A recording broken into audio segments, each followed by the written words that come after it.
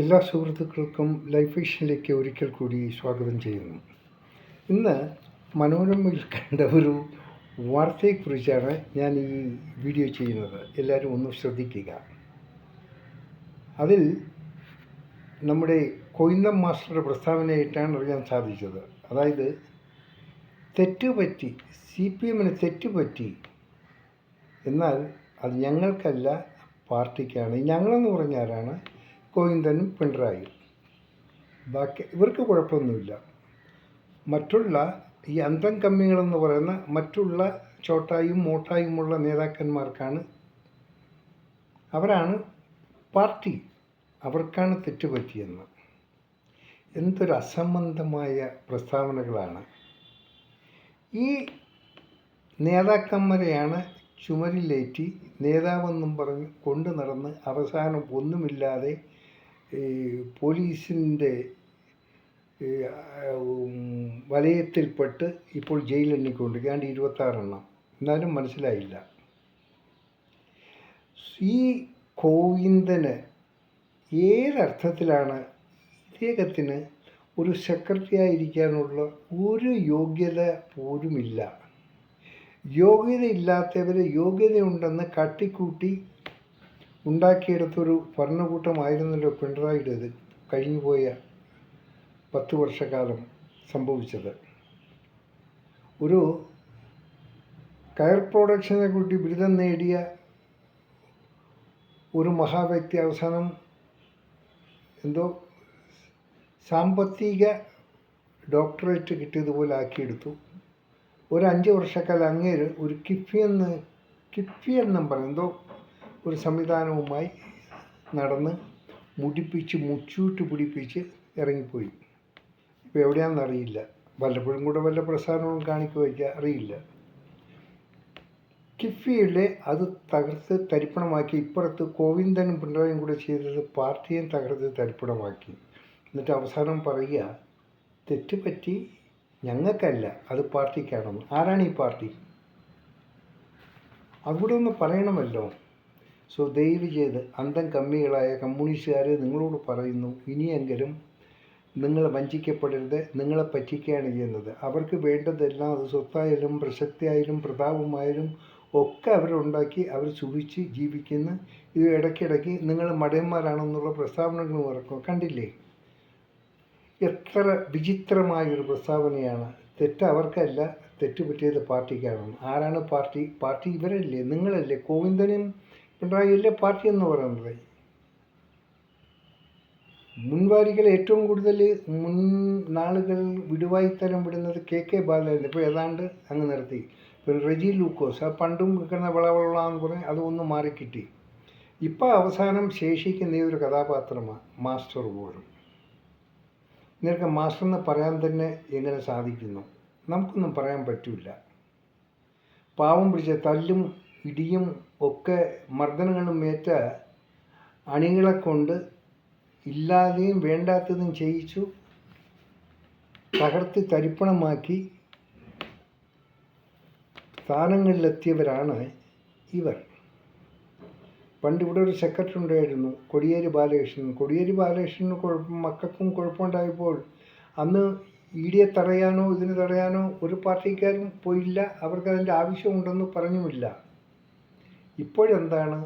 പിണറായിയുടെ മകൾക്ക് ആരോ ED അന്വേഷിച്ചതിന് പിണറായിയുടെ മകളെ രക്ഷിക്കാൻ വേണ്ടി കല്ലേറും ബഹളവും ഒച്ചപ്പാടും ഒക്കെ കാട്ടി. നഷ്ടമാർക്ക? പാവം പിടിച്ച അണികൾക്ക്. 26 ഇപ്പോൾ ജയിലിൽ കിടക്കുകയാണ്. അതെപ്പോൾ ഇറങ്ങുമെന്ന് അറിയാനും പറ്റില്ല.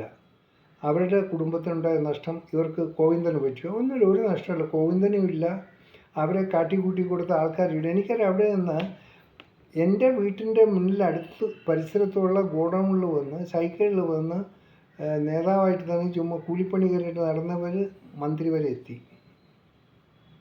അവർക്കുള്ളൊരു ബേസിക് ക്വാളിഫിക്കേഷൻ എന്താണെന്ന് നമുക്കറിയാം. തല്ലും കൊണ്ടും കൊടുത്തും വളർന്നു വന്നവരാണ് അവരുടെ ബേസിക് ക്വാളിഫിക്കേഷൻ.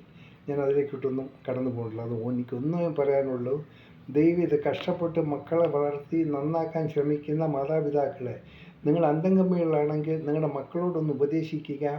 ആവശ്യമില്ലാത്തതിന് പോവുക, പഠിത്തം കംപ്ലീറ്റ് ചെയ്യുക, ജോലി എടുക്കുക, വയസ്സായ കാലത്ത് ഇപ്പോൾ കഷ്ടപ്പെട്ട് മക്കളെ വലുതാക്കാൻ ശ്രമിച്ച മാതാപിതാക്കൾക്ക് ഒരു നേരത്തെ കഞ്ഞിയെങ്കിലും കൊടുക്കാനുള്ള സാഹചര്യം ഉണ്ടാകാൻ വേണ്ടി മാത്രം ശ്രമിക്കുക. നിങ്ങളുടെ മക്കളോട് നല്ല രീതിയിൽ ഉപദേശിക്കുക. അല്ലാതെ ഈ ഗോവിന്ദന് ഈ പല നേതാക്കന്മാരുണ്ട്, ഞാൻ നേതാക്കന്മാരുടെ പേരുള്ള നാണക്കേട്. അത് നമ്മുടെ എനിക്ക് വീണ്ടും ബ്രഷ് ചെയ്യേണ്ടി വരും, പല്ല് തേക്കേണ്ടി വരും കോൾഗേറ്റ് ബ്രഷ് വെച്ചിട്ട്. അതുകൊണ്ട് അവരുടെയൊക്കെ പേര് പറയുന്നത് തന്നെ മഹാനാണക്കേടാണ്. ആരും എന്തോ ആകട്ടെ, ചെയ്യുന്ന ആരായിരുന്നാലും തെറ്റ് ചെയ്തിട്ടുണ്ടെങ്കിൽ ശിക്ഷ അനുഭവിക്കണം. അതിന് നമ്മൾ കൂട്ടു നിൽക്കരുത്. ശിക്ഷ കൊടുക്കാതിരിക്കാൻ നമ്മളെല്ലാം ന്യായാധിപന്മാർ. തെറ്റും ശരിയും കണ്ടോട്ടെ. അത് ദൈവം അവർക്ക് ആരാണോ അവർക്ക് ഇട്ടത്, ഏത് പാർട്ടിയായിരുന്നാലും. ഇപ്പോൾ എന്താണ്ട് 15-ാം തീയതി അടുത്തൊരു ഇത് വരുന്നു, എന്താ പറയുക, ബസ് കത്തിക്കും, സമരം നടത്തും. ഒരു കൂട്ടരുള്ള ആണുങ്ങൾക്കും കൺസ്ട്രക്ഷൻ ചാർജാണ്. ആണുങ്ങൾക്ക് കിട്ടുന്നത് തന്നെ, ഡെയിലി കിട്ടുന്നത് തന്നെ കള്ളു കുടിക്കാൻ പറ്റുന്നില്ല, കള്ളു കുടിക്കാതെ തീർക്കുകയാണ്. എന്നിട്ട് ഈ സൗജന്യ യാത്ര ആണുങ്ങൾക്കൂടെ കൂട്ടി കിട്ടിയാൽ ആ മൊത്തം കള്ളു കുടിച്ചാൽ അവിടെ കിടക്കും. പാവം സ്ത്രീകൾ ഏതെങ്കിലും രീതിയിൽ ബുദ്ധിമുട്ടി അവരെന്തെങ്കിലും പണി കിട്ടുന്നെങ്കിൽ അതുകൊണ്ടാണ് അവർ വീടിനെ മിക്ക സ്ത്രീകളും കുടുംബങ്ങളും പോറ്റുന്നത്. അതുകൊണ്ട് സ്ത്രീകൾക്ക് ഒരു സൗജന്യ യാത്ര കിട്ടുന്നതിൽ തെറ്റില്ല. കേരളത്തിൻ്റെ സാമ്പത്തിക സ്ഥിതി മോശമാണെന്നറിയാം എങ്കിൽ തന്നെയും ഗവൺമെൻറ് പ്രഗത്ഭരായ മാനേജ്മെൻറ്റ് ടീമിനെ വെച്ച് ആ നഷ്ടങ്ങളെ നികത്താനുള്ള സംവിധാനങ്ങൾ ഉണ്ടാക്കാനുള്ള ശ്രമം അവർ തുടങ്ങിക്കഴിഞ്ഞു. അത് തീർച്ചയായിട്ടും അതിനൊരു സക്സസ് ഉണ്ട്. എന്തായാലും പറഞ്ഞ വാക്കുകൾ അവർ സാധീകരിക്കണം. അതിന് ഈ പ്രൈവറ്റ് ബസ്സുകാരെയും ഇവരെല്ലാം കൂട്ടുപിടിച്ച് ബഹളം കാണിച്ചുകൊണ്ട് കാര്യമൊന്നുമില്ല. പ്രൈവറ്റ് ബസ്സുകാർ അങ്ങനെ ഒന്ന് പറയട്ടെ, അവർ നേരെ ഗവൺമെൻറ്റിൻ്റെ ബസ്സുകളെല്ലാം സറണ്ടർ ചെയ്തിട്ട് അവർക്കുള്ള ഒരു ബെനിഫിറ്റ് മന്ത്ലിയുള്ള ഇത് വാങ്ങിക്കഴിഞ്ഞാൽ അവർക്ക് നഷ്ടം നികത്താം, കുഴപ്പമില്ല. നമ്മുടെ KSRTC ആണെങ്കിൽ ആവശ്യത്തിനുള്ള ബസ്സുകളില്ല, ബസ്സുകൾക്ക് ഇനിയും ബസ്സുകൾ വേണ്ടിയിരിക്കുന്നു. അപ്പോൾ ഈ പ്രൈവറ്റ് ബസ്സെല്ലാം അവരൊന്ന് ഹയർ ചെയ്ത് എന്തെങ്കിലും ഒരു നല്ലൊരു അടിസ്ഥാനത്തിൽ അവർക്ക് ലാഭം കിട്ടുന്ന രീതിയിലൊരു സംവിധാനം ഉണ്ടാക്കി കഴിഞ്ഞാൽ അവരുടെ പ്രശ്നം തീരാമെന്നുള്ളേ ഉള്ളൂ. പിന്നെ ധനസ്ഥിതിയും അതെല്ലാം ഇപ്പം നമ്മൾ കയറി അതിനോട്ട് ഇടവന്ന ഗവൺമെൻറ് ഉണ്ട്, പ്രഗത്ഭരായ ഓഫീസേഴ്സിനെ വെച്ച് അത് അവർ വേണ്ട രീതിയിൽ അത് കൈകാര്യം ചെയ്തിട്ടുള്ളൂ. നമ്മളത് ചെയ്താൽ മതി. എന്നിരുന്നാലും ഇത്ര ചെറ്റത്തരം കാണിച്ച ഒരു പ്രസ്താവനകൾ നമ്മൾ ആദ്യമായിട്ട്, കേരളത്തിന് തന്നെ ഒരു പുതുമയാണ്. അതായത് തെറ്റുപറ്റി ഞങ്ങൾക്കല്ല, അത് പാർട്ടിക്കാണ്. ഇതെല്ലാം ഈ അന്തം കമ്മികൾക്ക് അറിയണം, നിങ്ങൾ അറിഞ്ഞിരിക്കണം. ഇത് കണ്ട ഓരോരുത്തരുടെയൊക്കെ മനസ്സിലിരിക്കുന്ന ആ കാര്യങ്ങളാണ് ഈ പുറത്തു വരുന്നത്. ഭാര്യയെ കൊണ്ട് MLA ആക്കാൻ പാവം പിടിച്ച അണികളൊന്നും പറഞ്ഞതല്ല, അവിടെ കൊണ്ടാക്കി തോറ്റു തുന്നം പാടി. അപ്പോഴേ അല്ല, നിർത്തുമ്പോഴേ തോക്കുമെന്ന് എല്ലാവരും പ്രവചിച്ചതാണ്. അന്നൊന്നും ഇതായില്ല. നാട് നീളെ മറ്റാരുണ്ടെന്നുള്ളൊരു ബോർഡ് വെച്ച് കഴിഞ്ഞാൽ ഇവിടെ ആരുമില്ലെന്നുള്ളൊരു ആ ഹുങ്കും അഹങ്കാരത്തിന് ജനം മറുപടി കൊടുത്തു. ഒന്ന് മനസ്സിലാക്കുക, ഇന്നത്തെ UDFിൽ കൂടുതലും വോട്ട് ചെയ്തവരെ LDF അനുഭാവികളെന്ന് കൂടെ ഒന്ന് മനസ്സിലാക്കിയാൽ ഈ അന്തം കമ്മികൾക്ക് ഇനി കുഴപ്പങ്ങളില്ലാതെ മുമ്പോട്ട് പോകാൻ പറ്റും. അതുകൊണ്ട് ഈ വിദ്യാർത്ഥികളായിട്ട് കുട്ടികളോടും പറയുന്നു, നിങ്ങൾ സമരത്തിനും ഇതിനു പോയി കയ്യും കാലിനും പരിക്കേൽക്കാതെ നിങ്ങൾ അതിനൊന്നും പോകണ്ട. നിങ്ങൾ നിങ്ങളുടെ പഠിത്തം ശരിയാക്കുക, നിങ്ങൾ അത് തന്നെ മുമ്പോട്ട് പോവുക. നിങ്ങൾ നിങ്ങളുടെ പഠിത്തം കഴിഞ്ഞ് നല്ല ജോലിയൊക്കെ ആയതിനു ശേഷം അന്ന് നിങ്ങൾക്ക് തോന്നും ഏത് പാർട്ടി എന്താണ് എങ്ങനെയാണ് ചെയ്യുന്നത് വെച്ചാൽ അന്ന് നിങ്ങൾക്ക് ചെയ്യാം. ഇപ്പോഴതിനുള്ള സമയമല്ല.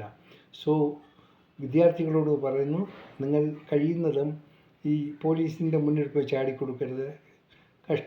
കഷ്ടപ്പെട്ട് ബുദ്ധിമുട്ടി നിങ്ങളെ പഠിപ്പിക്കുന്ന മാതാപിതാക്കളെ ഓർക്കുക. അവസാനത്തെ സമയത്ത് അവർക്കൊരു താങ്ങും തണലും ആകാനുള്ളൊരു മൈൻഡ് നിങ്ങൾക്ക് ഇന്നേ ഉണ്ടായിരിക്കണം. അതുകൊണ്ട് കഴിവതും നിങ്ങളുടെ പഠിത്തത്തിൽ ശ്രദ്ധിക്കുക. നിങ്ങളെ ഏതെങ്കിലും നേതാക്കന്മാർ വിളിക്കുന്നുണ്ടെങ്കിൽ നേതാവിൻ്റെ മക്കളെയും കൂടെ കൂട്ടിക്കൊണ്ട് നിങ്ങളോടൊപ്പം നിർത്താൻ പറയും. എന്നിട്ട് സമരത്തിന് പോവുക, അതായിരിക്കും നല്ലത്. അപ്പോൾ പുള്ളിക്ക് നേതാക്കന്മാരുടെ മക്കളൊന്നുമില്ല, അവർ വേറെ പല സ്ഥലങ്ങളിൽ പഠിക്കുന്നു, ഉന്നത വിദ്യാഭ്യാസം, അവർ ബിസിനസ്സുകാരെന്ന് പല രീതിയിലും. നിങ്ങൾക്കത് മനസ്സിലാക്കാമെന്നുള്ള കാര്യമേ ഉള്ളൂ. അതുകൊണ്ട് അബദ്ധങ്ങളിൽ ചാടാതിരിക്കുക. നിങ്ങൾ മൂലമാണ്, നിങ്ങളുടെ പേരിലാണ് ഈ പയ്യെല്ലാം ചേർത്ത്. അത് തെറ്റുപറ്റിയ ഞങ്ങൾക്കല്ല, പാർട്ടിക്ക്. പാർട്ടി എന്ന് പറഞ്ഞാൽ അണികളെന്ന് പറയുന്ന ആരാ? കമ്മ്യൂണിസ്റ്റുകാർ. അതുപോലെ ഒന്ന് ശ്രദ്ധിക്കുക. ഈ കമ്മ്യൂണിസ്റ്റുകാരോടൊന്ന് പറയുന്നു, വെറും ഈ ഇല്ലാത്ത കഥകൾ പിടച്ചുവിടുന്ന ദേശാഭിമാനി വാർത്തകളും കൈരളി വാർത്തകളും കൊണ്ട് ഉള്ളതല്ല ഇന്ന് നടക്കുന്ന സംഭവവികാസങ്ങൾ ലോകത്ത്. അതുകൊണ്ട് എല്ലാ ചാനലുകളും കാണുക, എല്ലാ പത്രങ്ങളും വായിക്കുക. അപ്പോൾ നിങ്ങൾക്ക് ചെറിയൊരു വ്യത്യാസം ഏതാണെന്ന് കണ്ടെത്താൻ സാധിക്കും.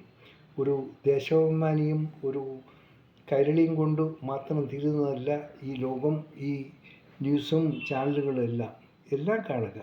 എല്ലാം കണ്ടെങ്കിൽ മാത്രമേ നിങ്ങൾക്ക് അതിൻ്റെ വ്യത്യാസം കാണാൻ പറ്റൂ. കാണാൻ വീണ്ടും മറ്റൊരു വീഡിയോയിലൂടെ. Thank you.